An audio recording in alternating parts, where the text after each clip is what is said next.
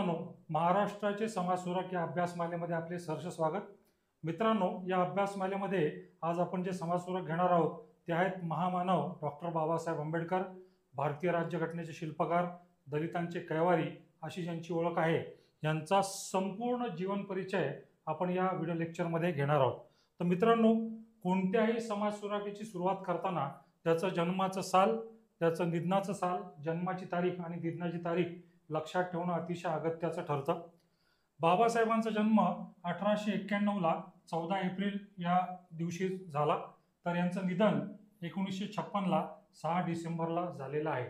पूर्ण जवळपास 65 वर्षाचं आयुष्य या व्यक्तिमत्वाला लाभलेलं आहे आणि या 65 वर्षाच्या कारकिर्दीमध्ये यांनी जी महान कामगिरी केलेली आहे ती निश्चितपणे वाखाणण्याजोगी आहे। तर दोस्तांनो, यांचं संपूर्ण नाव जे आहे ते आहे भीमराव रामजी आंबेडकर आणि यांचं जन्मगाव सध्याच्या मध्य प्रदेशातील महू या ठिकाणी यांचा जन्म झालेला आहे। जरी यांचा जन्म महू या ठिकाणी झालेला असला तरी यांचं जे मूळ गाव आहे ते आहे रत्नागिरी जिल्ह्यातील आंबवडे हे ठिकाण। आता यांचे जे वडील आहेत रामजी सपकाळ हे लष्करात होते सुभेदार आणि त्यामुळेच डॉक्टर बाबासाहेबांचा जन्म जो आहे तो महू या ठिकाणी झालेला आहे, कारण की महू हे कटक मंडळ आहे, ही लष्करी छावणी आहे, हा कॅन्टोन्मेंट बोर्ड आहे आणि तिथंच आंबेडकरांचा जन्म झालेला आहे। तर वडिलांचं नाव रामजी सकपाळ, तर आईचं नाव जे आहे मित्रांनो ते आहे काय, भीमाबाई। आता डॉक्टर बाबासाहेब आपल्या आई वडिलांचे 14वे अपत्य होते।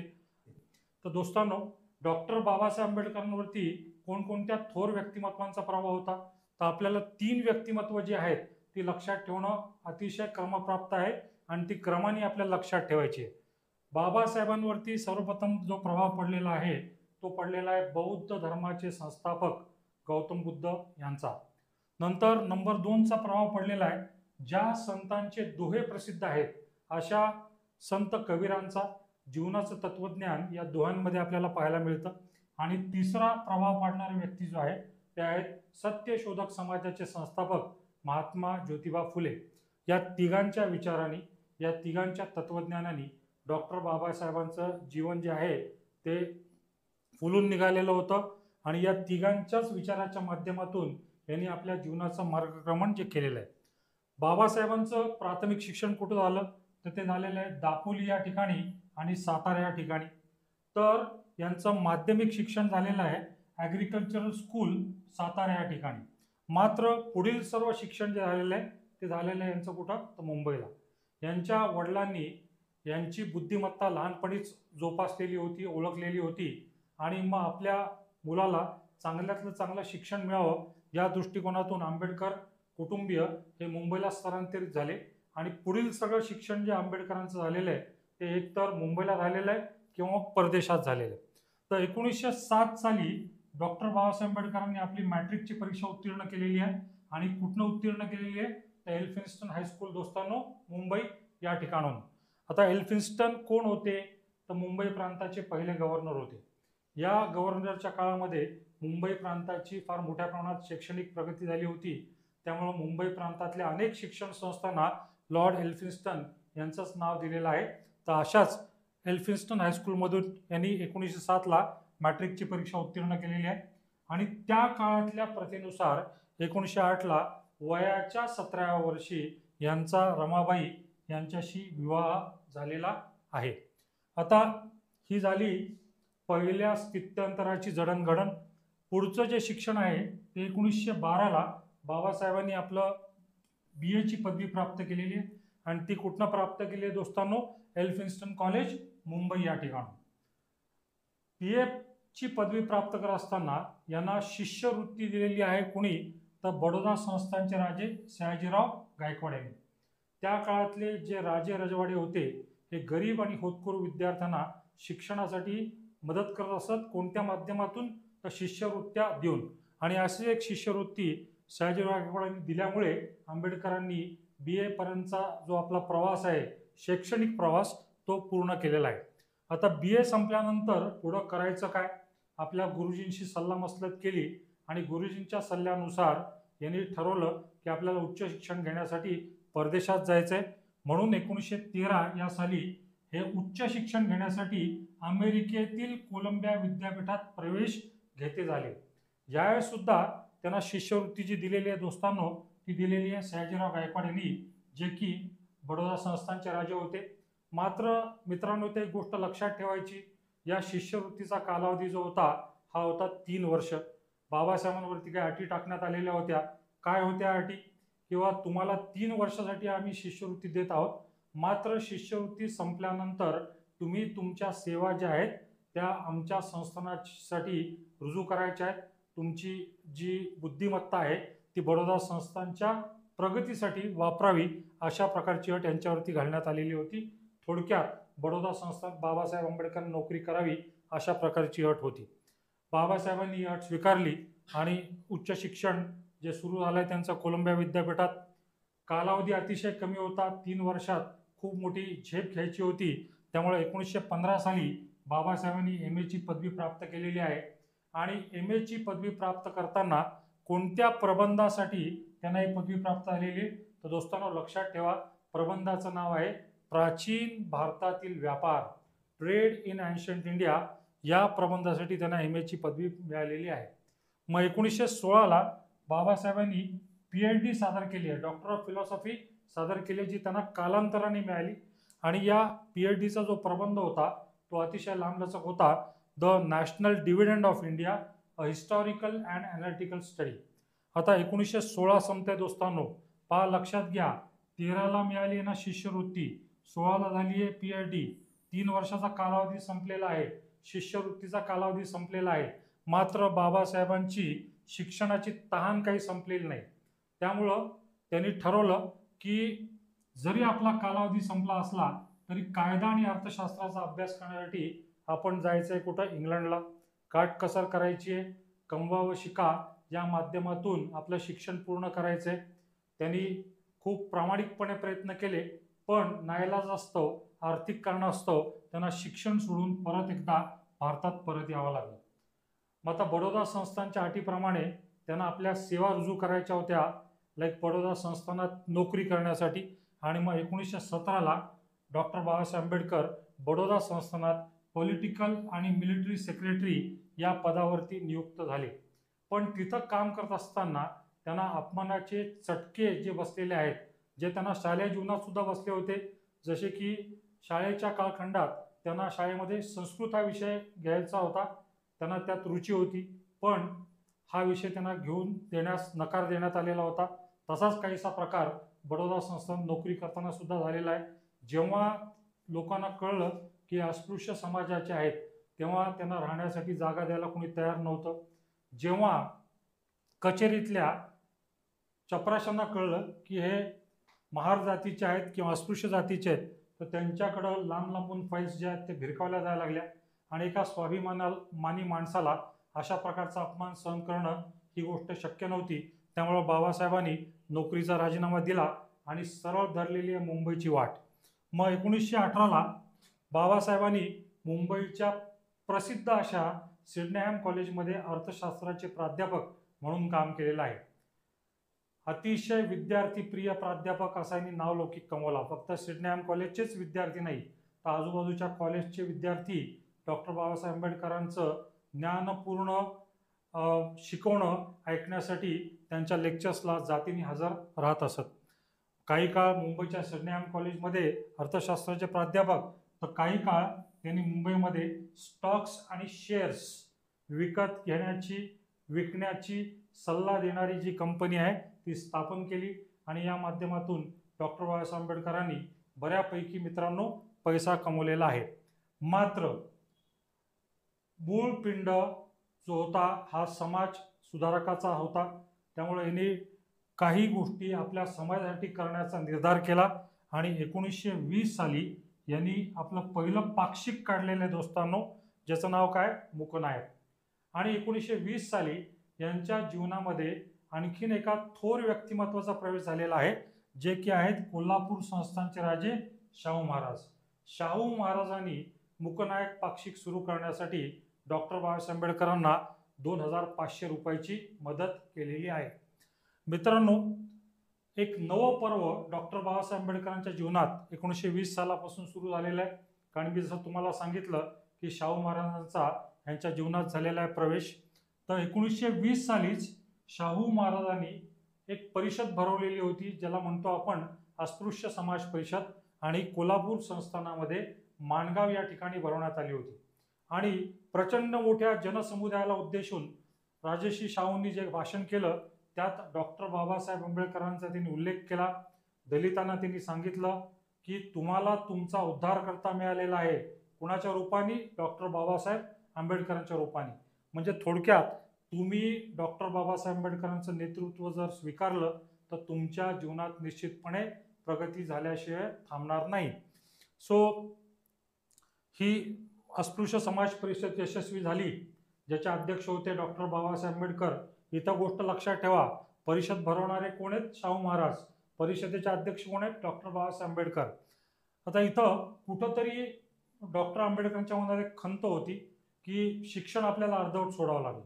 त्यामुळं अर्धवट राहिलेले शिक्षण पूर्ण करण्यासाठी परत एकदा शाहू महाराजांच्या मदतीने हे गेलेले आहेत. कुठं? इंग्लंडला. लंडन विद्यापीठात यांनी प्रवेश घेतलेला आहे आणि लंडन येथील मुक्कामी यांनी 3 डिग्रीज प्राप्त केल्या आहेत. मित्रांनो, तसं पाहायला गेलं तर डॉक्टर बाबासाहेब आंबेडकरांनी आपल्या संपूर्ण जीवनात 32 डिग्र्या प्राप्त केलेल्या आहेत. त्यापैकी काही महत्त्वपूर्ण डिग्र्यांचाच आपण उल्लेख करतोय. तर 1921 साली त्यांनी MSc ची डिग्री प्राप्त केलेली आहे.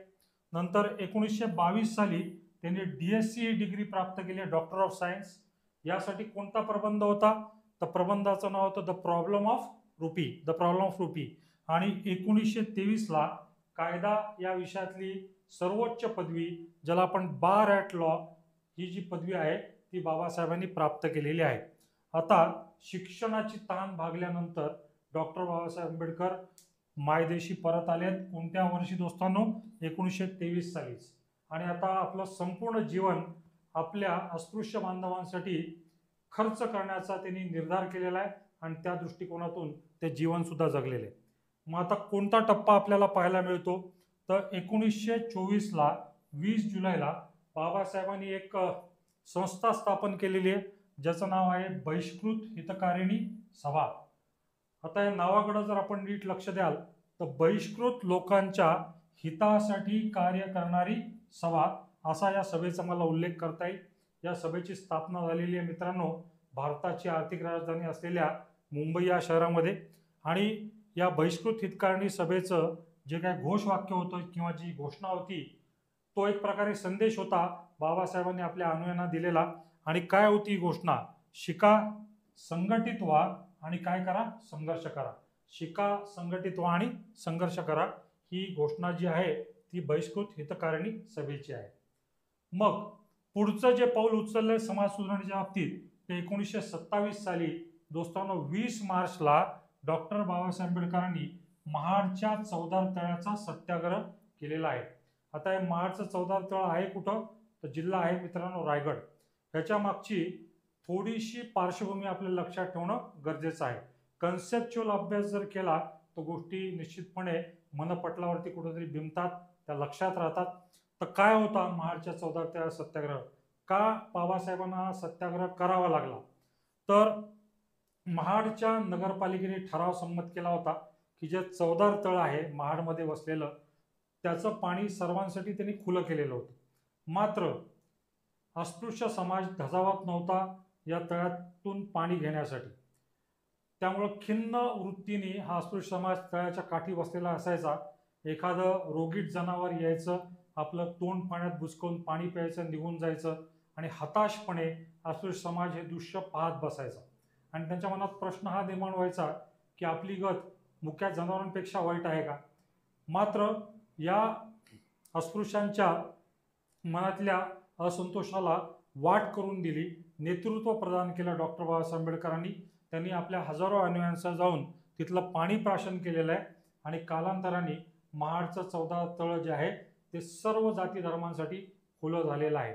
डॉक्टर बाबासाहेब आंबेडकरांच्या शिरपेचात एक मानाचा तुरा म्हणून या महाडच्या चौदार तळ्याच्या सत्याग्रहाचा आपल्याला उल्लेख करता येईल. मग 1927 सालीच 25 डिसेंबरला त्याने एका ग्रंथाचं दहन केलेलं आहे दोस्तांनो. आणि हा ग्रंथ कोणता आहे? हा मनुस्मृती नावाचा ग्रंथ आहे. मनुस्मृती या ग्रंथाचे दहन केले. आता या ग्रंथाचं दहन डॉक्टर बाबासाहेब आंबेडकरांनी का केलं, तर ह्याच्यामध्ये जातीभेदाचं समर्थन केलं असल्या कारणाने बाबासाहेबांनी या ग्रंथाचं दहन केलं असं मानलं जातं. आणि याच वर्षी 1927ला डॉक्टर बाबासाहेब आंबेडकर हे मुंबई विधिमंडळाचे सदस्य म्हणून सुद्धा नियुक्त झालेले आहेत. थोडक्यात सरकारमध्ये सुद्धा यांचा समावेश झालेला आपल्याला पाहायला मिळतो. मित्रांनो, 1928ला सायमन कमिशनची नियुक्ती झालेली आहे. पहा दोस्तांनो, या कमिशनचे जे अध्यक्ष होते सर जॉन सायमन, आणि या कमिशनमध्ये होते एकूण किती सदस्य? 7. त्यापैकी एकही भारतीय नव्हता. आणि सायमन कमिशनची नियुक्ती का झाली होती, तर भारतीय लोकांना सुधारणांचा पुढचा हप्ता देण्यासाठी, भारतीय नेत्यांची वाटाघाटी करण्यासाठी या कमिशनची नियुक्ती झालेली आहे. नियुक्ती दोस्तांनो सायमन कमिशनची झालेली आहे केव्हा? 27ला. ठीक आहे. भारतात आलेलं आहे केव्हा? 28ला. आणि 28लाच डॉक्टर बाबासाहेब आंबेडकरांनी या कमिशन समोर जी दिलेली आहे आपली साक्ष, आपला जबाब नोंदवलेला आहे या कमिशन समोर. याच वर्षी 1928ला अंबादेवी मंदिराचा सत्याग्रह सुद्धा डॉक्टर बाबासाहेब आंबेडकरांनी पार पाडलेला आहे. या माध्यमातून अस्पृश्यांना या मंदिरात सुद्धा प्रवेश प्राप्त झालेला आहे. आता दोस्तांनो, आणखीन एक महत्त्वाचा टप्पा म्हणजे 1930 साल आणि तारीख आहे 2 मार्च. या वर्षी डॉक्टर बाबासाहेब आंबेडकरांनी काळाराम मंदिर सत्याग्रह केलेला आहे. कुठं केलेला आहे? नाशिक. इथे काळाराम मंदिर हे अतिशय प्रसिद्ध मंदिर आहे नाशिकमधलं, आणि अस्पृश्य समाजाला या मंदिरामध्ये प्रवेशास मज्जाव घालण्यात आलेला होता. डॉक्टर बाबासाहेब आंबेडकरांनी आपल्या अनुयायांसह जाऊन इथं जो सत्याग्रह केला, त्यामुळे या मंदिराची द्वारं जी आहेत ती अस्पृश्य समाजासाठी सुद्धा खुली झालेली आहेत. आता 1930 ते 32चा कालखंड जो होता, तेव्हा डॉक्टर बाबासाहेब आंबेडकर कुठं होते, तर इंग्लंडला गेलेले होते आणि अस्पृश्यांचे प्रतिनिधी म्हणून गेलेले होते. गोलमेज परिषदेमध्ये अस्पृश्य समाजाचं नेतृत्व करण्यासाठी गेलेले होते आणि तिन्ही गोलमेज परिषदांना हजर होते. दोस्तांनो, 3 गोलमेज परिषद आहेत. प्रथम आहे 1930ला, दुसरी आहे 1931ला आणि तिसरी आहे 1932ला. आणि या तिन्ही गोलमेज परिषदांमध्ये डॉक्टर बाबासाहेब आंबेडकरांनी काही प्रमुख मागण्या केल्या होत्या. या मागण्या होत्या, प्रथम मागणी, आम्हाला स्वतंत्र मतदारसंघ हवेत, म्हणजे असे मतदारसंघ ज्यातून फक्त अस्पृश्य समाजाचेच उमेदवार उभे राहू शकतील. आणि दुसरी मागणी जी होती ती होती, आम्हाला म्हणा प्रोटेस्टंट हिंदू, आम्हाला अस्पृश्यांना म्हणता आम्हाला प्रोटेस्टंट हिंदू म्हणा. आणि आंबेडकरांच्या या दोन्ही मागण्या ज्या आहेत, या तत्कालीन ब्रिटिश पंतप्रधान रॅमसे मॅकडोनाल्ड यांनी आपल्या जातीय निवाड्यामध्ये ज्या आहेत त्या मान्य केलेल्या आहेत. आता हा ब्रिटिशांचा फोडा जोडा नीतीचा एक भाग होता. प्रथमतः 1909च्या कायद्यानुसार हिंदू आणि मुसलमानमध्ये फूट पाडण्यास ब्रिटिश यशस्वी ठरले होते. 1919च्या मॉन्टेग्यू चेम्सफोर्ड कायद्यानुसार हिंदू आणि शिखांमध्ये फूट पाडायला ब्रिटिश यशस्वी ठरले होते. आता रॅमसे मॅकडोनाल्ड यांच्या जातीय निवाड्यानुसार हिंदू समाजामध्ये फूट पाडण्यासाठी ब्रिटिश प्रयत्नशील होते. हे सरळ सरळ महात्मा गांधींनी दिसत होतं आणि महात्मा गांधींनी या जातीय निवाड्याला विरोध करण्यासाठी पुण्यातल्या येरवड्याच्या तुरुंगात आमरण उपोषण सुरू करून टाकलं.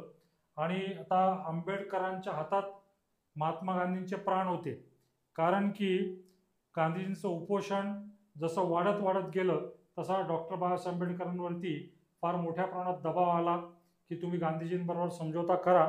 आणि जर महात्मा गांधींचं जर काही बरं वाईट झालं असतं, त्याचं खापर फुटलं असतं कोणावरती?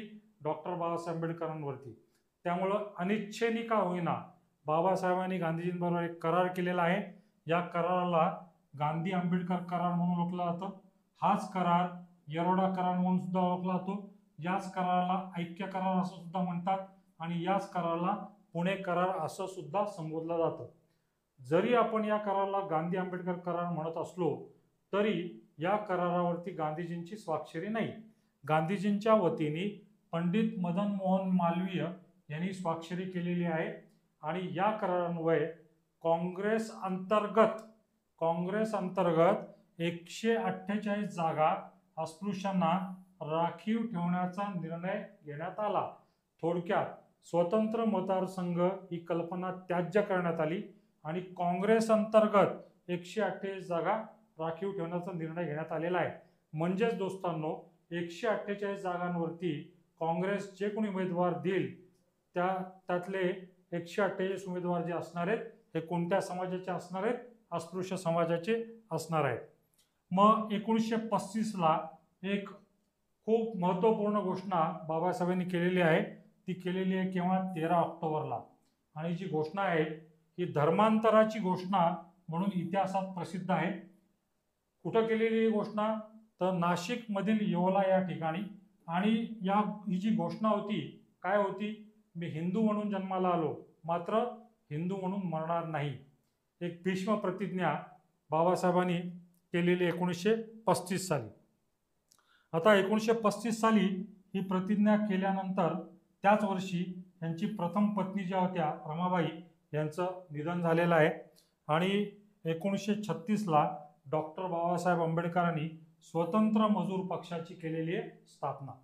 आता स्वतंत्र मजूर पक्षाची स्थापना करण्यामागचा उद्देश काय? तर ब्रिटिशांनी 1935चा भारत सरकारचा कायदा घोषित केलेला आहे आणि या कायद्यानुसार प्रांतिक स्वायत्तता बहाल करण्याचा निर्णय घेण्यात आलेला होता. आता प्रांतात होणार होत्या निवडणुका आणि निवडणुका जर तुम्हाला लढायच्या असतील तर तुमच्याकडं एक राजकीय पक्ष असणं अतिशय आवश्यक होतं आणि बाबासाहेबांना अस्पृश्य समाजाची ताकद दाखवून द्यायची होती. त्यामुळे इथं स्थापन केलेला एक पक्ष जो की आहे स्वतंत्र मजूर पक्ष. आणि स्वतंत्र मजूर पक्षांनी निश्चितपणे 1926 साली झालेल्या प्रांतिक निवडणुका लढवल्या आणि 175 पैकी दोस्तांनो 12 जागांवरती या पक्षांनी आपला विजय जो आहे तो नोंदवलेला आहे. ही अतिशय महत्त्वपूर्ण अशी कामगिरी आहे. मग 1942 साली दोस्तांनो, आता कसं लक्षात ठेवायचं? या 42चं जर आपण उलट करू तेव्हा होईल 24ला यांनी स्थापन केलेली कोणती संस्था? बहिष्कृत हितकारणी सभा. आता 42ला यांनी आणखीन एक संघटन स्थापन केलेलं आहे ज्याचं नाव आहे शेड्यूल कास्ट फेडरेशन. हा एका प्रकारे राजकीय पक्षच होता आणि शेड्यूल कास्ट फेडरेशनची स्थापना दक्षिण भारतातले एक नेते होते आप्पा दुराई यांच्या सांगण्यावरून झालेली आहे. मग 1942 ते 46 या कालावधीमध्ये भारताच्या व्हाईसरॉयच्या कार्यकारी मंडळात मजूर, बांधकाम आणि ऊर्जा मंत्रीपदी डॉक्टर बाबासाहेब आंबेडकर जे होते हे स्थानापन्न होते. 1945ला यांनी स्थापन केलेली आहे एक महत्त्वपूर्ण एज्युकेशन सोसायटी ज्याला म्हणतो आपण काय? People's education society. शिक्षणाशिवाय आपला समाज पुढं जाणार नाही. त्यामुळे आपल्या समाजामध्ये शिक्षण जे आहे ते वाढायला पाहिजे या दृष्टिकोनातून ही संस्था स्थापन केली होती. तर पीपल्स एज्युकेशन सोसायटीचे 2 कॉलेजेस अतिशय प्रसिद्ध आहेत. तर मुंबईला स्थापन झालेलं कॉलेज जे आहे दोस्तांनो सिद्धार्थ कॉलेज 1946ला स्थापन झालेलं आहे आणि औरंगाबादचं प्रसिद्ध असं मिलिंद कॉलेज जे आहे त्याची स्थापना झालेली 1950ला. आपण इथं दोन्ही छायाचित्र पाहू शकता. मिलिंद कॉलेजच्या बांधकामाप्रसंगी डॉक्टर बाबासाहेब आंबेडकर आणि त्यांचे अनुयायी सुद्धा आपल्याला इथं दिसत आहेत. मग 1946ला बाबासाहेब आंबेडकर हे घटना समितीचे सदस्य झाले. आता थोडंसं आपल्याला इतिहासामध्ये डोकवावं लागेल की 1945 साली दोस्तांनो द्वितीय जागतिक महायुद्ध समाप्त झालेलं आहे. इंग्लंडमध्ये झालेलं सत्तांतर, हुजूर पक्षाच्या ऐवजी मजूर पक्षाची सत्ता आलेली आहे. क्लेमेंट ॲटली हे इंग्लंडचे पंतप्रधान झालेले आहेत आणि क्लेमेंट ॲटली किंवा मजूर पक्ष हा भारताला स्वातंत्र्य देण्याच्या बाजूने प्रचंड अनुकूल होता. आणि मग डॉक्टर बाबासाहेब आंबेडकरांची घटना समितीवरती जी निवड झाली 1946 साली ती कशाला अनुसरून? तर ज्या घटना समितीसाठी निवडणुका झाल्या 46 साली त्यात डॉक्टर बाबासाहेब आंबेडकर हे निवडून आलेले. मग 1947 साली 29 ऑगस्टला डॉक्टर बाबासाहेब आंबेडकर घटना समितीमधील सर्वात महत्त्वपूर्ण अशी समिती मसुदा समितीच्या अध्यक्षपदी निवडून आलेले आहेत आणि आपल्या देशाचे झालेले प्रथम कायदा मंत्री सुद्धा. स्वतंत्र भारताचे पहिले कायदा मंत्री कोण? तर डॉक्टर बाबासाहेब आंबेडकर. आता कायदा मंत्री या नात्याने बाबासाहेबांनी 1948ला संसदेमध्ये हिंदू कोड बिल मांडलेलं आहे. आता हिंदू कोड बिल काय होतं, तर हिंदू धर्मात आमूलाग्र सुधारणा घडवून आणण्यासंदर्भात हे विधेयक डॉक्टर बाबासाहेब आंबेडकरांनी मांडलेलं होतं. आणि तुम्ही लक्षात घेणं अतिशय गरजेचं आहे की 1935 साली धर्मांतराची घोषणा केलेली आहे, पण 1948 सालापर्यंत सुद्धा त्यांनी धर्मांतर केलेलं नाही. कुठंतरी एक अंधुकशी आशा होती की हिंदू धर्म आपल्याला स्वीकारेल, हिंदू धर्मात सुधारणा घडून येतील, आणि त्या घडून आणण्यासाठी कायदा मंत्री या नात्याने मांडलेले विधेयक आहे. प्रथमतः काँग्रेसने या विधेयकाला पाठिंबा दिला, कालांतराने पाठिंबा काढून घेतला. त्याची परिणिती कशात झाली ते आपण पुढे पाहणार आहोत. पण 48ला संसदेमध्ये हिंदू कोड बिल मांडलेलं आहे, आणि याच वर्षी डॉक्टर बाबासाहेब आंबेडकरांनी दुसरा विवाह केलेला आहे, तो केलेला आहे डॉक्टर सविता कबीर यांच्याशी. आता जसं मी आपल्याला बोललो की संसदेत हिंदू कोड बिलला झाला विरोध, त्यामुळं व्यथित अंतःकरणाने बाबासाहेबांनी आपल्या मंत्रिपदाचा देऊन टाकलेला आहे राजीनामा. आता राजीनामा दिल्यानंतर आपल्याला कल्पना आहे 51-52 साली आपल्या देशामध्ये लोकसभेच्या दोस्तांनो पहिल्यांदा निवडणुका झाल्या, आणि या पहिल्या निवडणुकीमध्ये डॉक्टर बाबासाहेब आंबेडकर मुंबईमधून लोकसभा निवडणूक लढवत होते. तिथं काँग्रेसचे उमेदवार नारायण काजरोळकर यांनी आंबेडकरांचा पराभव केलेला आहे. त्यामुळं कुठंतरी असं वाटत होतं की संसदेची दारं डॉक्टर आंबेडकरांसाठी 5 वर्षासाठी बंद झालेली आहेत. पण एवढं महान व्यक्तिमत्व, एवढं हुशार व्यक्तिमत्व संसदेच्या बाहेर राहणं देशाला योग्य वाटत नव्हतं, देशातल्या महान व्यक्तिमत्वांना योग्य वाटत नव्हतं. त्यामुळे 1952 सालीच डॉक्टर बाबासाहेब आंबेडकरांची निवड राज्यसभेवरती करण्यात आलेली आहे. कोणत्या प्रांतातून, तर पश्चिम बंगालमधून निवडून गेलेत बाबासाहेब आंबेडकर राज्यसभेवरती. मग 1954 साली जागतिक बौद्ध धर्म परिषदेला बाबासाहेब हजर राहिले. ही परिषद कुठं भरली होती मित्रांनो? ब्रह्मदेश, ज्याला आज आपण म्यानमार म्हणतो, त्याच्या राजधानी यंगूनमध्ये. 1955ला the Buddhist Society of India ही संस्था जी आहे ती बाबासाहेबांनी स्थापन केलेली आहे. आणि अतिशय महत्त्वाचा क्षण जो घडलेला आहे तो घडलेला आहे 1956 साली. दोस्तांनो, तारीख होती 14 ऑक्टोबर 1935ला. 13 ऑक्टोबरला केलेली घोषणा आहे, मी हिंदू म्हणून जन्माला आलो, हिंदू म्हणून मरणार नाही. आणि 1956ला म्हणजे 21 वर्षानंतर 14 ऑक्टोबरला बाबासाहेब आंबेडकरांनी आपल्या हजारो लाखो अनुयायांसह बौद्ध धर्म स्वीकारलेला आहे.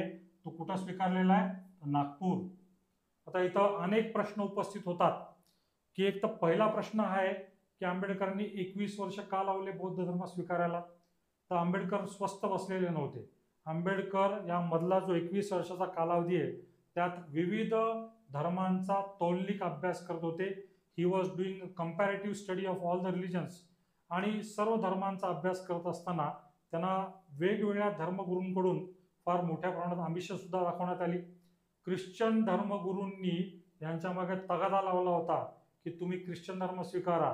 मुस्लिम धर्मगुरू सुद्धा डॉक्टर बाबासाहेब आंबेडकरांच्या मागे लागलेले होते, कारण की या सर्व धर्मगुरूंना माहीत होतं की आंबेडकरांना मानणारा वर्ग हा प्रचंड मोठा आहे, आणि बाबासाहेब जो कोणता धर्म स्वीकारतील त्यांचे अनुयायी अंधपणे किंवा अंधानुकरण करून त्यांच्यावरती भरोसा ठेवून तोच धर्म स्वीकारतील.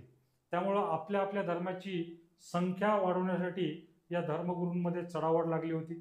मात्र डॉक्टर बाबासाहेब आंबेडकर बौद्ध धर्मातलं जे काही तत्व होती, प्रज्ञाशील, समता, करुणा, या तत्वांनी भारवलेले होते. त्यामुळं त्यांनी बौद्ध धर्म स्वीकारला. आता दुसरा महत्त्वाचा प्रश्न आहे, नागपूरच का? औरंगाबादला का नाही, मुंबईला का नाही? तर नागपूर मित्रांनो आहे नाग नदीच्या काठी, आणि सम्राट अशोकाच्या काळात जे काही कलिंगाचं युद्ध झालं होतं, आणि या युद्धानंतर सम्राट अशोकांनी बौद्ध धर्माचा स्वीकार केला होता. त्या काळात नागपूर परिसरात किंवा नाग नदीच्या परिसरात राहणारे जे नाग लोक होते त्यांनी सुद्धा फार मोठ्या प्रमाणात बौद्ध धर्माचा प्रचार आणि प्रसार केला होता. त्यामुळे डॉक्टर बाबासाहेब आंबेडकरांना सर्वात संयुक्तिक ठिकाण जे वाटलेलं आहे ते नागपूर धर्मांतरासाठी, आणि हेच ठिकाण त्यांनी निवडलेलं आहे. आता त्यांना दीक्षा देणारे कोण होते? तर त्यांना दीक्षा देणारे जे होते ते होते चंद्रमणी महास्थवीर, आणि साधारणतः जनसमुदाय लोटलेला होता, 5 लाख लोक उपस्थित होते. हा दिवस जो होता दोस्तांनो, हा विजयादशमीचा दिवस होता. तर 21 वर्षापूर्वी घेतलेली जी प्रतिज्ञा होती ती बाबासाहेबांनी 1956 साली पूर्ण केलेली आहे. मात्र बौद्ध धर्माचा स्वीकार केल्यानंतर सुद्धा हा धर्म फार जास्त काळ बाबासाहेबांना जोपासता आला नाही, कारण की 1956 सालीच 6 डिसेंबरला यांचं निधन झालेलं आहे. त्यांच्या राहत्या घरी 26 अलीपूर रोड, दिल्ली या ठिकाणी. पाहिजे तर या महामानवाचं 1956ला एक प्रकारे आपण म्हणूया कार्य समाप्ती झालेली आहे. पण मरावे पण कीर्तिरूपी उरावे, तसं डॉक्टर बाबासाहेबांचं जीवन आपल्याला पाहायला मिळतं. आता बाबासाहेबांसंदर्भात काही महत्त्वाचे मुद्दे आपल्याला अधोरेखित करणं गरजेचं आहे. तर प्रथम जी गोष्ट आहे की बाबासाहेबांना भारतरत्न पुरस्कार देण्यात आलेला आहे मरणोत्तर, पोस्ट्युमसली. कोणत्या वर्षी? 1990-91. आणि 1990-91 या वर्षाला आपण सामाजिक सहिष्णुता वर्ष म्हणून पाहतो. बाबासाहेबांवरती एक चित्रपट निर्माण झालेला आहे आणि या चित्रपटाचे जे दिग्दर्शक आहेत ते आहेत डॉक्टर जब्बार पटेल. आणि या चित्रपटामध्ये डॉक्टर बाबासाहेब आंबेडकरांची भूमिका करणारे जे नट होते ते होते कन्नड सुपरस्टार मम्मूटी. आंबेडकरांची दीक्षाभूमी म्हणजे जिथं दीक्षा घेतली आहे, दीक्षाभूमी कुठं आहे? ते आहे नागपूरला. तर आंबेडकरांचं समाधी स्थळ जे आहे त्या मित्रांनो दादरला चैत्यभूमी या ठिकाणी त्यांची समाधी आपल्याला पाहायला मिळते. यांचं निवासस्थान कोणतं होतं? तर निवासस्थाना म्हणायचे राजगृह, हे पण दादर स्थित आहे. यांचं एक मुद्रणालय होतं, प्रिंटिंग प्रेस. मुद्रणालय जे आहे ते आहे भारत भूषण प्रिंटिंग प्रेस. आणि भारतीय लष्करामध्ये महार रेजिमेंटची स्थापना व्हावी यासाठी बाबासाहेब आंबेडकरांनी पुढाकार घेतला होता आणि यांचा पुढाकार जो आहे तो फलदायी ठरलेला आहे. मग 2004ला कोलंबिया विद्यापीठाने, जिथं बाबासाहेबांनी मित्रांनो शिक्षण घेतलेलं आहे, त्या विद्यापीठाने सर्वश्रेष्ठ विद्वान असा बाबासाहेबांचा गौरव केलेला आहे. आंबेडकरांना कोणकोणत्या पदव्या प्राप्त आहेत? ते एक आहे LLD जी दिलेली आहे कोलंबिया विद्यापीठाने 1952 साली, आणि उस्मानिया विद्यापीठाने यांना डिलीट पदवी दिलेली आहे 1953 साली. त्यांचे काही महत्त्वाचे उद्गार निश्चितपणे लक्षात ठेवण्याजोगे आहेत. नंबर 1, भाकरीपेक्षा इज्जत प्यारी, स्वाभिमानाला जास्त महत्त्व दिलेलं आहे. नंबर 2, माझ्या मनात जर द्वेष असता तर 5 वर्षात मी या देशाचं वाटोळं केलं असतं. नंबर 3, जीवन दीर्घकाळ नसावे तर ते कसे असावे? ते महान असावे. जीवन दीर्घकाळ नसावे ते महान असावे. आणि कोणकोणत्या टोपण नावाने बाबासाहेब ओळखले जातात? तर प्रथमतः ऑब्व्हियसली भारतीय राज्यघटनेचे शिल्पकार म्हणून त्यांना संबोधलं जातं. आणि असं त्यांना कुणी संबोधलेलं आहे? तर डॉक्टर राजेंद्र प्रसाद यांनी. नंतर यांना आधुनिक मनु असं सुद्धा संबोधलं जातं.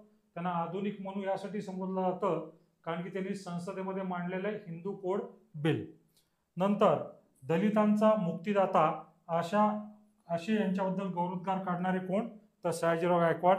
आणि दलाई लामा यांनी यांचा उल्लेख बोधिसत्व असा केलेला आहे. आंबेडकरांनी आपल्या पूर्ण जीवनकाळात विपुल अशी ग्रंथसंपदा निर्माण केली. अनेक ग्रंथ लिहिले आहेत, पण आपल्याला फक्त परीक्षाभिमुख आणि महत्त्वाचे ग्रंथ लक्षात ठेवणं गरजेचं आहे. आता कोणकोणते ग्रंथ आहेत दोस्तांनो? सर्वप्रथम ग्रंथ जो आहे तो आहे थॉट्स ऑन पाकिस्तान. या ग्रंथामध्ये भारताच्या फाळणीला, आपल्या देशाच्या फाळणीला यांनी संपूर्णतः काँग्रेसला जबाबदार धरलेलं आहे. नंतर पाली ग्रामर. तिसरा जो ग्रंथ आहे बुद्धा आणि धम्मा. मित्रांनो, या ग्रंथाबद्दल एक गोष्ट लक्षात ठेवायची की हा जो ग्रंथ आहे हा मरणोत्तर प्रकाशित आहे, निधनानंतर प्रकाशित झालेला आहे. नंतर चौथा एक वादग्रस्त ग्रंथ जो आहे तो आहे रिडल्स इन हिंदुइझम. 5वा दी अनटचेबल्स. नंतर 6वा Maharashtra as a linguistic state. 7वा स्टेट अँड मायनॉरिटीज. नंतर 8वा हू वेअर द शूद्रास. 9वा रानडे गांधी अँड जीना. 10वा ॲनिहिलेशन ऑफ कास्ट म्हणजे जाती व्यवस्थेचं संपूर्ण उच्चाटन. आणि 11वा कास्ट इन इंडिया. पण इथं आपल्याला एक महत्त्वाची गोष्ट लक्षात ठेवायची आहे की बाबासाहेब आंबेडकरांचं आत्मचरित्र कोणतं. इथं आपल्याला दिसतंय दोस्तांनो, वेटिंग फॉर अ विजा हे बाबासाहेबांचं आत्मचरित्र आहे. बाबासाहेबांनी काही पाक्षिक, साप्ताहिक, मासिकं सुरू केलेली आहेत. त्यातली प्रमुख जी आहेत ती आहेत मूकनायक 1920ला. या मूकनायक पाक्षिकावरती संत तुकारामांची वचने जी होती ती लिहिलेली होती आणि संपादक होते विष्णू देवराम नाईक. दुसरं जे आहे ते आहे बहिष्कृत भारत 1927 साली सुरू झालेलं आहे. याच्यावरती संत ज्ञानेश्वर यांची वचनं लिहिलेली आहेत. तिसरं आहे समता 1928ला. नंतर चौथा आहे दोस्तांनो बहिष्कृत भारत 1930ला. या पाक्षिकामधला एक लेख भयंकर गाजलेला. लेखाचं शीर्षक आहे आम्ही शासनकर्ती जमात बनणार. आणि पाचवं जे पाक्षिक आहे दोस्तांनो ते आहे प्रबुद्ध भारत 1956 साली. मित्रांनो, ही झाली महामानव डॉक्टर बाबासाहेब आंबेडकर यांची संपूर्ण माहिती. आपल्याला लेक्चर आवडला असेल तर आणि तरच लाईक करा, शेअर करा आणि सबस्क्राईब करा. धन्यवाद.